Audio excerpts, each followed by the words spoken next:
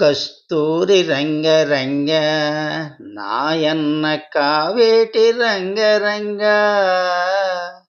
శ్రీరంగ రంగరంగ నిను బాసి నేనెట్లు మరచుందురా. కంసుణ్ణి సంహరింప సద్గురుడు అవతారమెత్తెనప్పుడు దేవకీ గర్భమునను కృష్ణావతారమై జన్మించెను. 7 రాత్రులు చేరిచి ఒక రాత్రి ఏకరాత్రిగా చేసెను.